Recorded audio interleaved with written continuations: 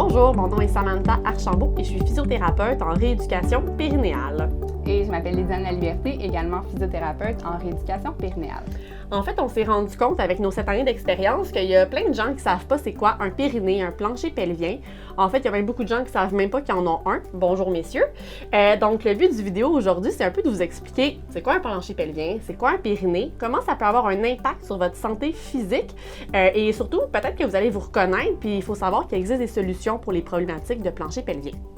Donc, le plancher pelvien, en fait, c'est la portion musculaire du périnée. Le périnée, lui, il se retrouve à la base du bassin. Il va comporter entre autres des muscles, mais aussi des fascias, des ligaments, puis il va s'attacher au niveau du coccyx, du sacrum et du pubis. Donc, ces muscles-là travaillent en équipe avec les muscles des abdominaux, donc au niveau du tronc, et les muscles de la respiration en haut ici. Donc, ces muscles-là ont plusieurs fonctions. La première à laquelle on pense le plus souvent, c'est la fonction de continence, donc le fait de retenir nos urines, nos selles et nos gaz. Une deuxième à laquelle on pense un petit peu moins, c'est la fonction sexuelle. Donc, ces muscles-là nous permettent d'avoir des relations sexuelles, mais aussi la satisfaction d'un point de vue sexuel, autant chez l'homme que chez la femme. Ils servent aussi à supporter nos organes. Donc, ça crée un hamac musculaire dans le bas du bassin.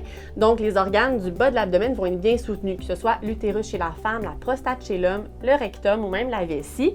Le fait de générer une bonne force de plancher pelvien, mais ça peut supporter les impacts et donc empêcher la descente de ces organes-là.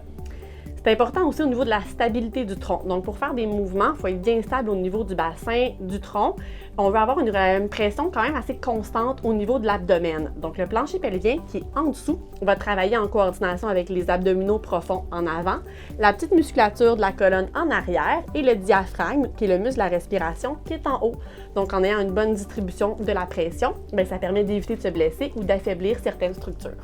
Donc, on réalise à quel point ces muscles-là sont importants. Par contre, comme tous les muscles de notre corps, en fait, on peut voir un affaiblissement, un petit peu plus de tonicité ou un manque de coordination au niveau de ces muscles-là. Et donc, plusieurs problématiques peuvent survenir à ce moment-là. Les plus communes qu'on nous rapporte, c'est des problématiques d'incontinence, des douleurs aux relations sexuelles, des douleurs au niveau de la région du tronc ou encore au niveau du périnée.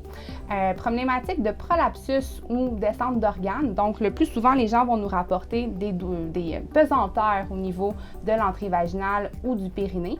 Et on peut également avoir ces problématiques-là à la suite d'une chirurgie au niveau abdominal, comme par exemple la césarienne, ou encore à la suite d'un traitement pour un cancer, donc d'ordre gynécologique au niveau de la prostate ou au niveau gastro-intestinal. Donc, ce qu'on doit se rappeler, en fait, c'est que ces problématiques-là, oui, sont encore très tabous, mais qui sont très communes également et qu'il existe des solutions pour intervenir à ce niveau-là.